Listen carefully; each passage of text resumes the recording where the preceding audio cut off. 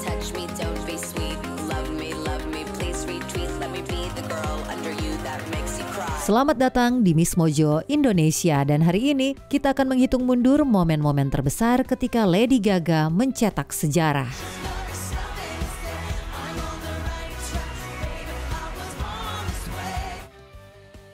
Nomor 10, tonggak sejarah di YouTube. Pada masa-masa awal YouTube, jutaan orang berbondong-bondong menonton konten dari kreator independen. Masih ingat video Evolution of Dance? Semua itu berubah pada tahun 2009 ketika Lady Gaga merilis video musik Bad Romance.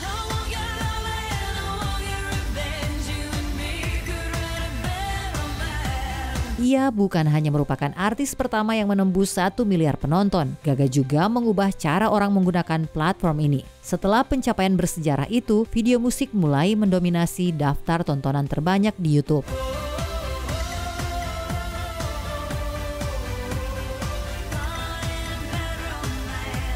Dan jangan lupa, saat itu Baby milik Justin Bieber masih mengejar ketat di belakang. Memang pada akhirnya Bieber berhasil menyalip, tetapi Gaga tetap yang pertama sampai di sana. Bisa dibilang, Bad Romance membuka jalan agar video-video seperti Gangnam Style, Despacito, hingga Baby Shark bisa melesat.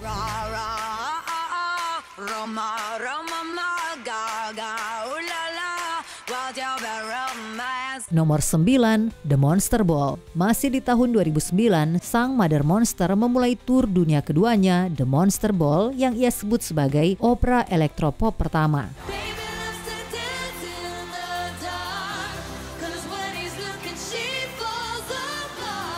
Itu bukan satu-satunya rekor yang ia catatkan. Gaga memecahkan rekor baru sebagai artis pendatang baru yang langsung menjadi headliner dengan menarik 2,5 juta penonton dari 203 pertunjukan, menghasilkan pemasukan sebesar 227,4 juta dolar. Angka ini semakin mengesankan jika mengingat rencana awalnya melibatkan artis lain yang saat itu menimbulkan banyak drama di ajang VMA.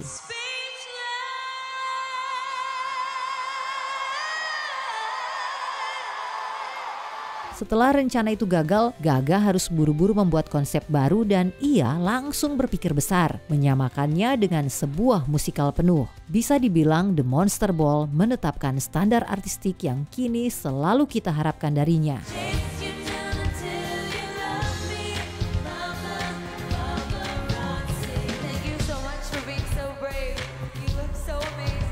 Nomor 8, bintang pop terbesar tahun 2009. Lady Gaga mungkin terlihat seperti sukses instan, tetapi ia sendiri akan mengatakan bahwa butuh bertahun-tahun dan rebranding total sebelum dunia mulai memperhatikannya. Namun begitu ia merilis Just Dance dan Poker Face pada tahun 2008, semua orang langsung menoleh.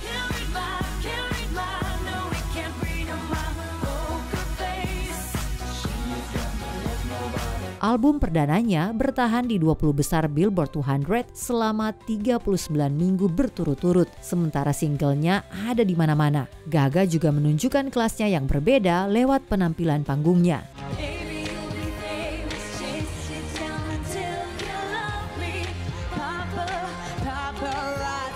Selain itu, ia sepenuhnya mengubah cara pandang orang terhadap video musik, menggunakannya untuk bercerita dengan visual unik dan gaya yang tak terlupakan. Tidak heran jika Billboard menobatkannya sebagai bintang pop terbesar 2009.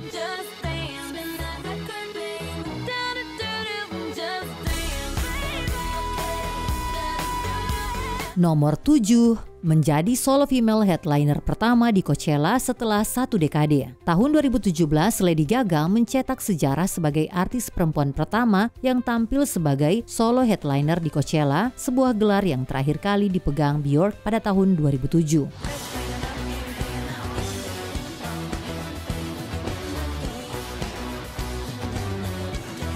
Uniknya, posisi ini awalnya diberikan kepada Beyonce, tetapi ia harus mundur karena sedang hamil anak kembar sesuai anjuran dokter. Kita memang tetap mendapat Coachella di tahun berikutnya, tetapi Gaga sudah keburu melangkah maju untuk pertunjukan spektakuler ala dirinya.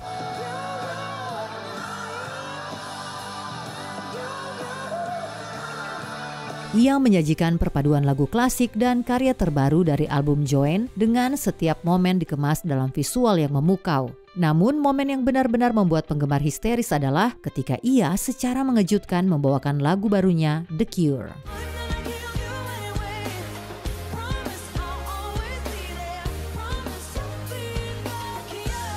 Nomor 6, tahun yang sangat sibuk di 2016. Lady Gaga sudah mencatat banyak pertama sepanjang karirnya. Contohnya, pada tahun 2010, ia menjadi artis dengan nominasi terbanyak di ajang VMA, sekaligus artis perempuan pertama yang memiliki 2 video musik bersaing untuk kategori Video of the Year.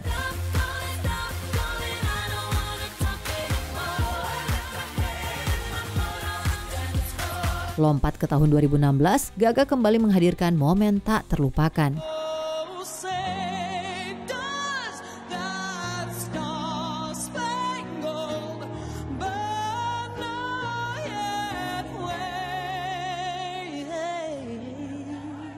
Ia membuka tahun dengan menyanyikan lagu kebangsaan Amerika Serikat di Super Bowl 50, lalu memberikan penghormatan kepada David Bowie lewat penampilan di Grammy Awards. Tidak berhenti di situ, ia juga membuat semua orang terkesima dengan membawakan Till It Happens to You di panggung Oscar. Apa yang membuat momen-momen ini begitu istimewa? Gaga menjadi orang pertama yang tampil di ketiga ajang besar itu dalam tahun yang sama.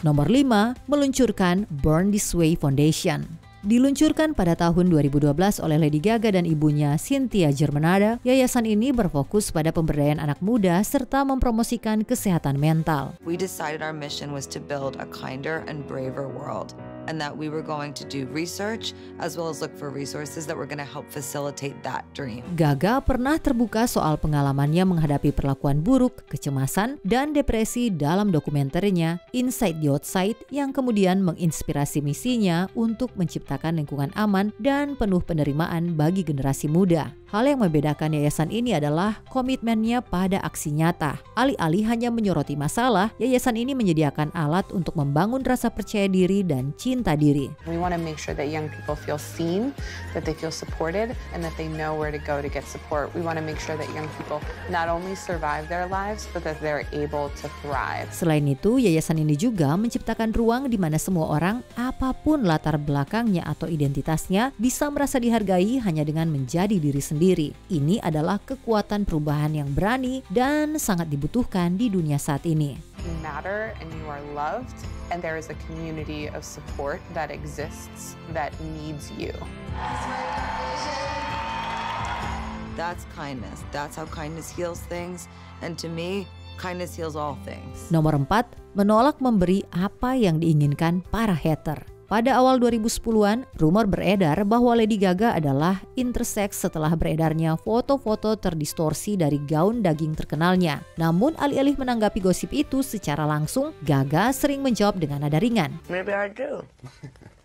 But it's interesting. Would it be so terrible? Dalam sebuah wawancara bersama Bill Gates, ia menjelaskan bahwa ia merasa memiliki tanggung jawab kepada para penggemarnya, terutama mereka yang sedang berjuang dengan identitas diri. Menurutnya, meluruskan isu tersebut justru bisa lebih merugikan daripada membantu. Thought about what about a kid that's being accused of that would think a public figure like me would feel shame.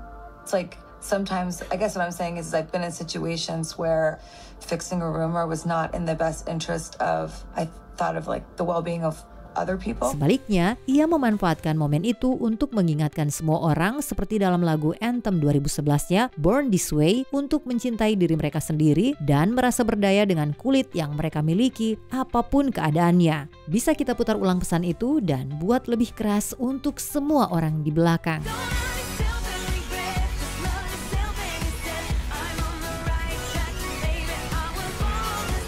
Nomor 3, pertunjukan Super Bowl Halftime Show. Lady Gaga mencetak sejarah di panggung Super Bowl 51 bukan hanya karena menjadi headliner solo yang belum pernah terjadi lagi sejak 2010, tetapi juga karena membawakan penampilan yang benar-benar melambung tinggi. Ya, secara harfiah.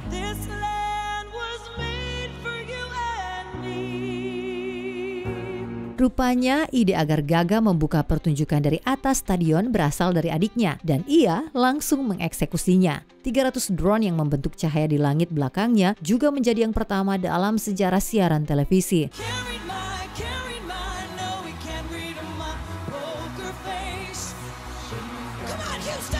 Namun lebih dari sekedar teknologi menakjubkan, yang paling membekas adalah pesan kuat tentang cinta dan inklusivitas, terutama untuk komunitas LGBTQIA+.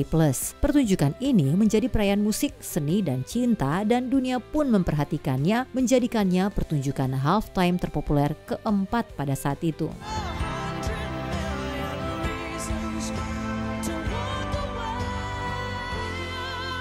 Nomor 2, gaun daging. Lady Gaga memang dikenal dengan pernyataan fashion yang berani, mulai dari tampilan berdarah-darah di VMA 2009 hingga menetas dari telur di Grammy 2011. Namun tidak ada yang lebih menghebohkan daripada kehadirannya di VMA 2010 dengan gaun daging mentah rancangan desainer Frank Fernandez. Tentu saja semua orang bertanya-tanya pesan apa yang ingin ia sampaikan. Gaga kemudian mengungkap bahwa gaun itu adalah bentuk protes terhadap kebijakan militer Amerika Serikat, Don't Ask, Don't Tell. The reality of it is I was there with 4 soldiers that had been discharged under the pretense of don't ask, don't tell. Itu adalah penampilan ketiga dari 3 busana yang ia kenakan malam itu. Dan ia bahkan menerima penghargaan Video of the Year dengan gaun tersebut. I never thought I'd be asking Cher to hold my meat purse. Gaga juga mengenakannya kembali saat wawancara bersama Ellen yang notabene seorang vegan. Berapa banyak artis yang bisa mengatakan bahwa gaun mereka pada akhirnya berubah menjadi dendeng untuk dikenang. It has many interpretations, but for me this evening it's as if we don't stand up for what we believe in, if we don't fight for our rights, pretty soon we're gonna have as much rights as the meat on our bones. Sebelum kita lanjut, jangan lupa subscribe dan tekan tombol bel untuk mendapatkan notifikasi tentang video terbaru kami. Kamu bisa memilih untuk mendapatkan notifikasi secara berkala atau setiap kali kami mengupload video. Kalau kamu menggunakan handphone, pastikan untuk menyalakan notifikasi pada bagian pengaturan. Nomor 1, begitu banyak penghargaan dalam waktu singkat. Tahun 2018, Lady Gaga memerankan Ali, seorang artis pendatang baru dalam film A Star Is Born, di mana ia mendapat kesempatan besar bernyanyi bersama bintang country rock Jackson Maine.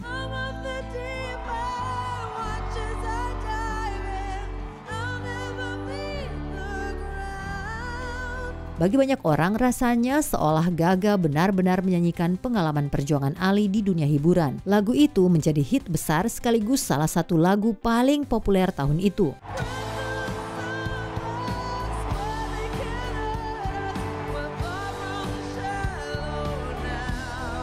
Tidak hanya memukau dengan penampilannya, Gaga juga ikut menulis lagunya. Berkat kesuksesan tersebut, ia berhasil memenangkan Oscar, BAFTA, Golden Globe, dan Grammy di musim penghargaan yang sama, menjadikannya perempuan pertama yang mencapai prestasi tersebut.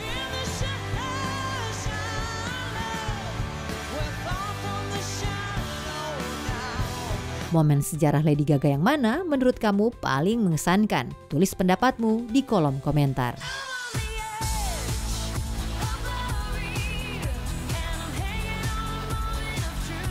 Apakah kamu menikmati video ini? Cek juga video lainnya dari Watch Mojo Indonesia.